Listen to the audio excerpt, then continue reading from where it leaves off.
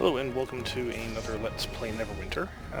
What we have here today is a Trickster Rogue. I know I said earlier I was going to do Hunter Ranger, but I've had a few people asking me about the Trickster Rogue, so I decided I would do a video, and on top of which, my Hunter Ranger, to really showcase what the class is capable of doing, I do need to get her geared up a bit better, so that might actually be a little while. Now, this particular class, like most games that have a rogue or assassin type character, plays very much the same way. It's very stealth oriented, high crit, don't get hit type class, because you get hit, you will probably get yourself killed very quickly. Now, they do have a lot of single target focus damage. That is really where they shine, although they do have some decent area of effect abilities.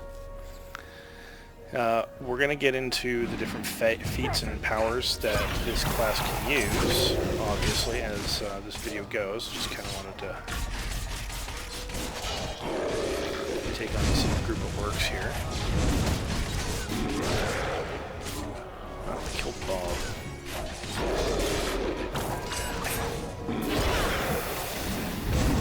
Now, one thing about this class that is a little different than most MMOs is that you can actually stealth in the middle of combat. And that actually comes in very handy, because when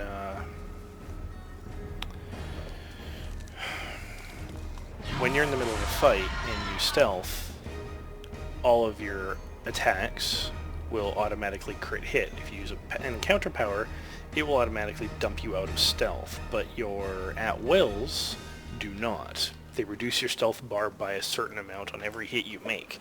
But let's say you're in the middle of a chain of 8 hits and you hit stealth, all of a sudden your next 5 or 6 hits are all going to be critical strikes. So obviously this is a very good thing. And that is actually the main focus of this build, is utilizing the damage component of stealth plus a series of 6-second buffs that happen when you go into and out of stealth to maximize your damage output.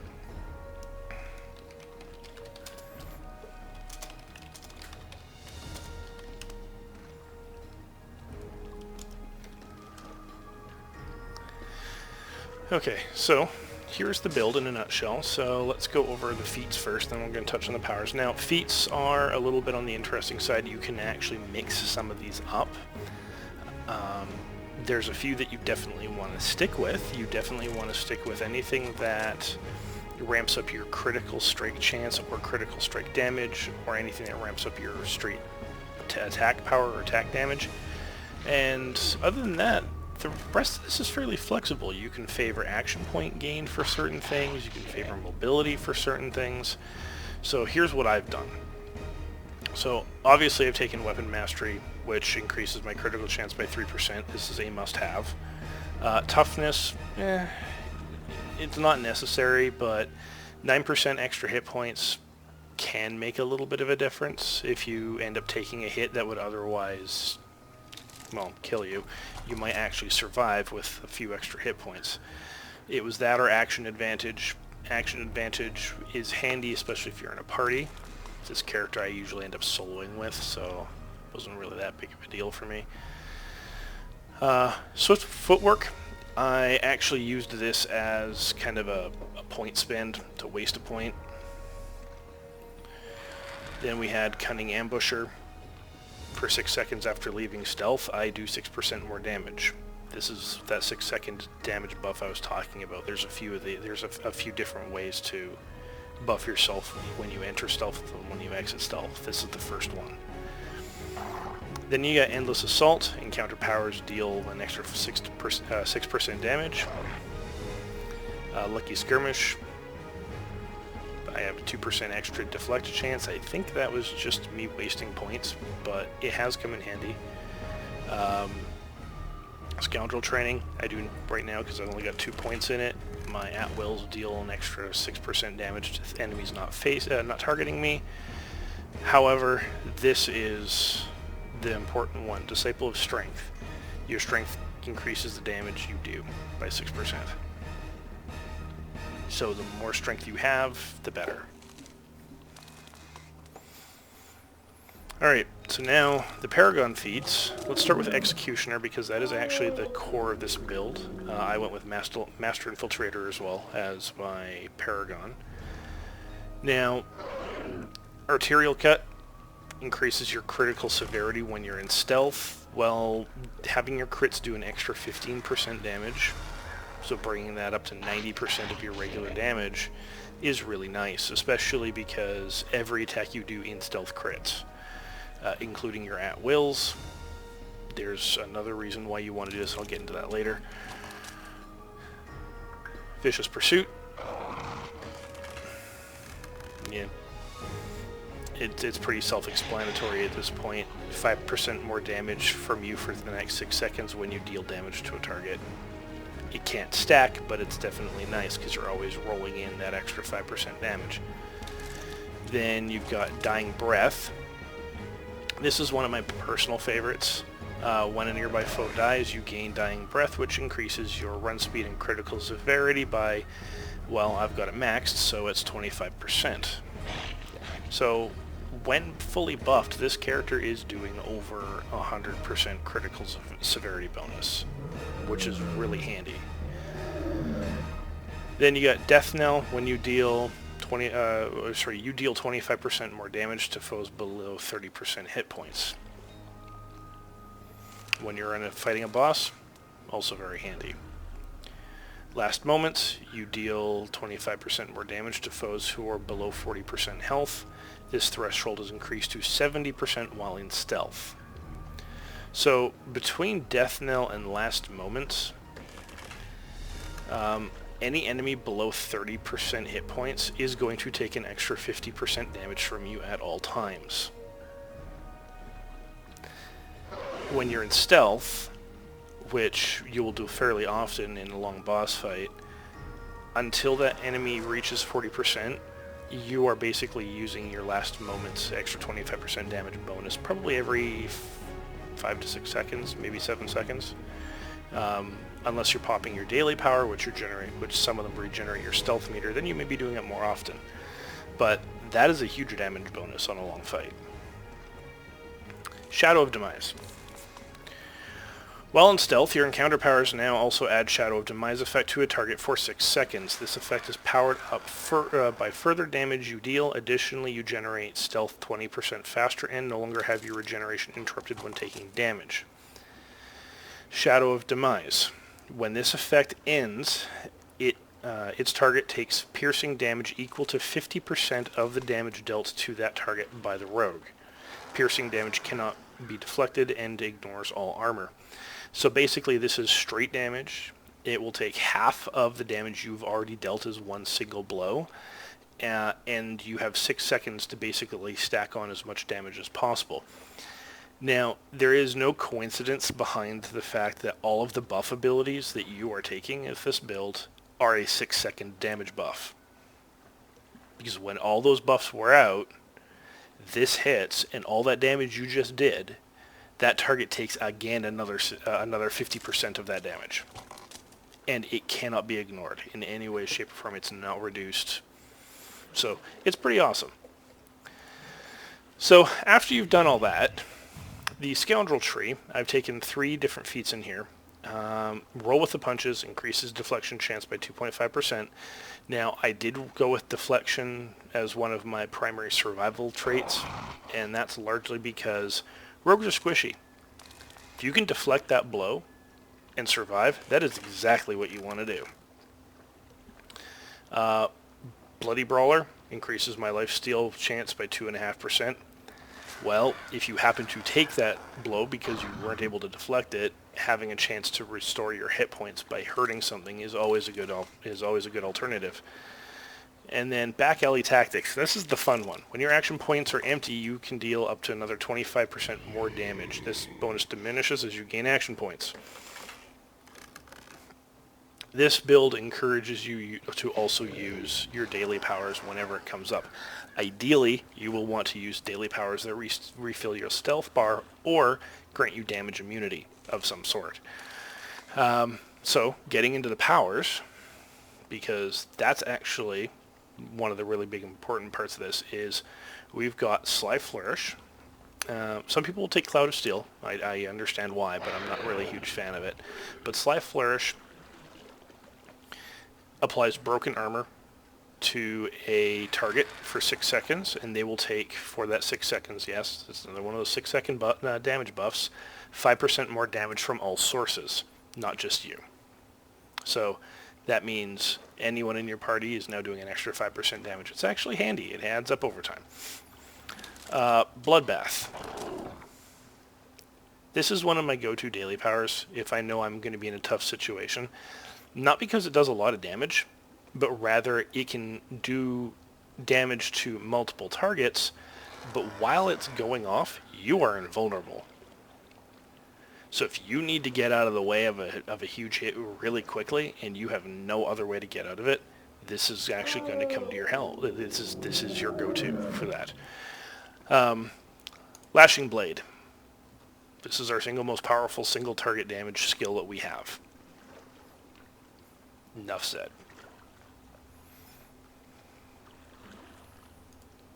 So Lurker's Assault is the other daily power that I use. It is actually probably one of my favorite. So Lurk through the shadows, adding 15% damage, and my stealth meter will regenerate very quickly in this state, allowing me to remain stealthed for much longer. If you target a foe, you teleport to them. So if you trigger this from range, let's say you've used your stealth, you're fighting a bunch of guys, and one guy peels off towards another character. If you have him targeted and you trigger this, you teleport to that enemy, and you're also now regenerating stealth very quickly, so you can keep popping your stealth over and over and over again for your at-wills to keep stacking up a lot of damage on your at-wills. Yes, you probably could use your encounter powers, but you should be using it on your at-wills when you're in the middle of a fight, unless you absolutely need to hit a whole bunch of guys using Smoke Bomb. And Smoke Bomb does a damage over time that can crit. Now, the reason why you want to use this on your at-wills is actually because of Duelist's Flurry. This is your go-to at-will.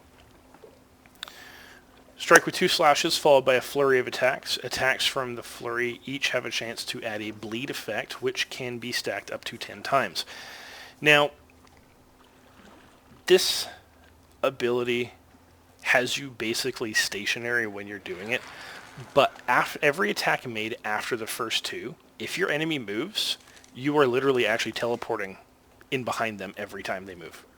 So once this attack is going off, you can't not hit your target. Once you've hit them with the first 2 and you start hitting them with every attack after that, if they move, you'll keep hitting them. The other thing is, when this attack is going off, you can't be knocked down. There's also some invulnerability frames in here too, so use this wisely and use it a lot. The other thing too is doing this when you're in stealth. I have seen, and this is at my paltry gear level of, I think, 1900, so this rogue is not very well geared. This has actually done over 30,000 damage in a single at-will with stealth. And for an at-will that also applies a bleed, that's pretty hefty, because that bleed will also tick for a lot of damage. The other encounter power I've got here is Blitz. It's basically a cone AoE of daggers.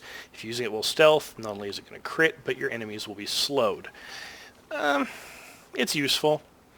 I prefer to actually not use it when stealth, but that's actually because I prefer to use my Smoke Bomb when I'm stealth, and I'm actually going to get to that in a moment here. Now, your passives, though.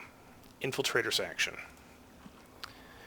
When you use a daily power, you gain combat advantage for 5 seconds. At this point, I've got it ranked up to rank 3, so I've got combat advantage for 13 seconds. Now, that literally means I can stand anywhere next to an enemy and get combat advantage no matter what for 15 seconds, which is cool because I do a lot more combat advantage damage.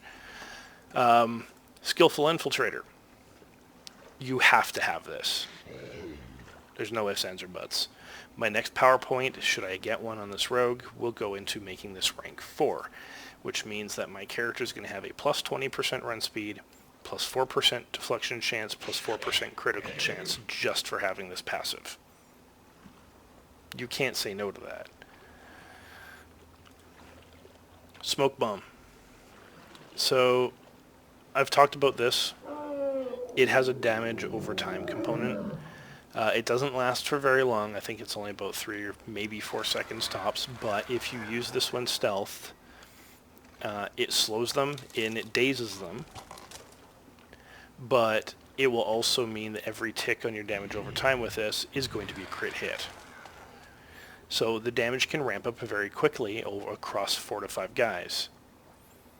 Definitely something you want to have. But the fact that it dazes your opponents no matter what is very handy, because it actually means that you can get yourself out of a bad situation very easily. And you can obviously drop it when you've stealthed in the middle of a fight if you've now got 5 or 6 new guys coming in on the fight. So it's actually a very handy ability to have. This should always be on your bar. If you were to replace anything, I would replace Blitz. What would I replace it with? Probably Wicked Reminder, just to reduce enemies' armor value so you don't have to have quite as much armor penetration. But Blitz, I like Blitz more. Now, I skipped this power, Path of the Blade. Some people will tell you Path of the Blade is an absolute must-have. I hate this power.